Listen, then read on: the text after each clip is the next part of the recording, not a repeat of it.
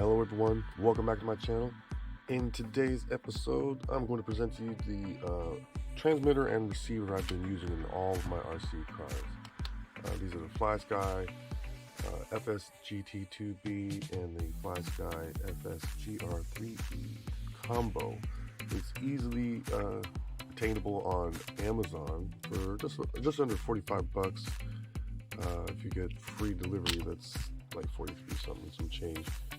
But it's excellent because I chose this mainly because of the size of this receiver.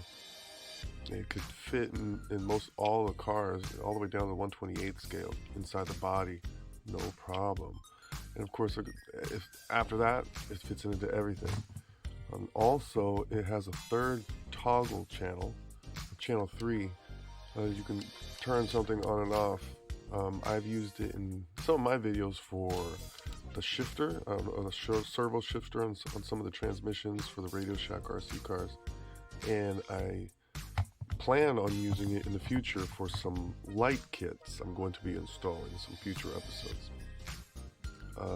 The range on this, that's what we're going to be talking about, is I'm having issues with the antenna. I've actually somehow severed my cord. This is a special antenna cable. It has 2 wires inside. It actually has it's hard to see, but it actually has a inner plastic coated wire, and then there's like a shielding wire around that, and then it's supposed to be gray coated, but that's clearly broken.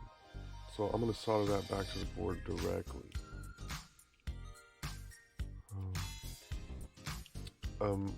Another feature about this, which was really awesome, is it comes with a rechargeable battery. You never have to open this, never have to take it out. Leave it in for life and just plug it via USB-B, the older USB port that it has. It comes with a cable, so you don't have to worry about that either. All you got to provide for yourself is the wall charger itself. So now let's go ahead and open this up.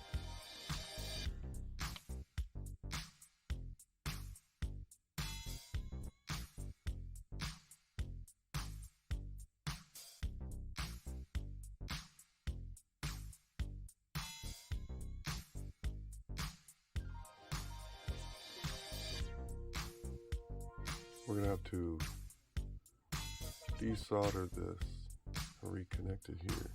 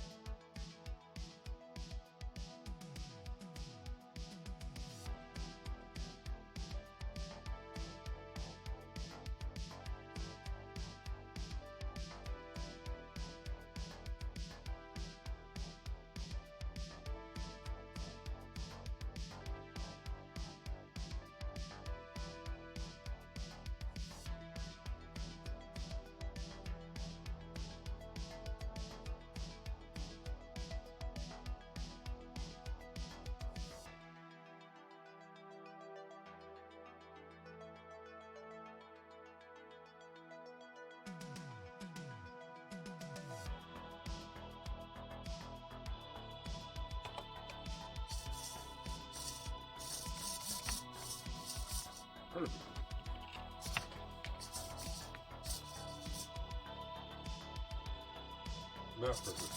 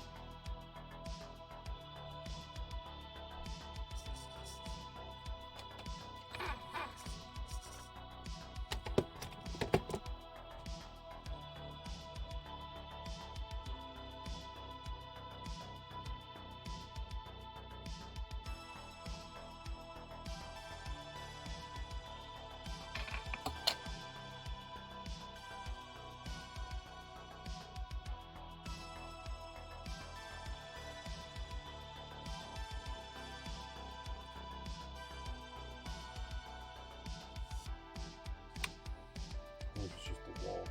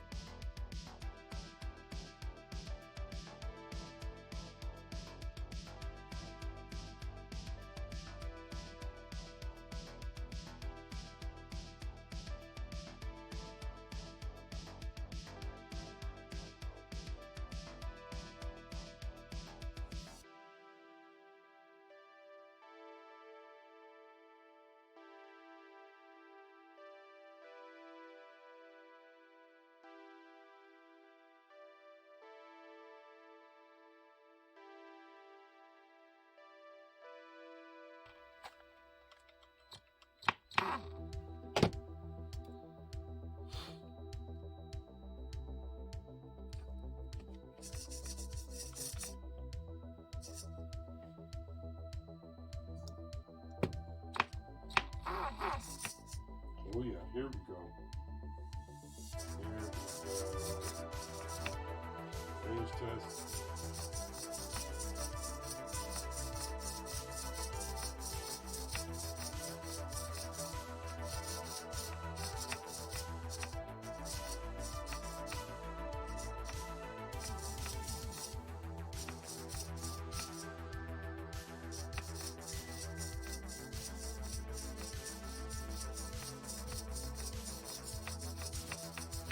Sweet. All right. Perfect. All right, worked all around the house. That's perfect. Hear that thing buzzing from a mile away. All right,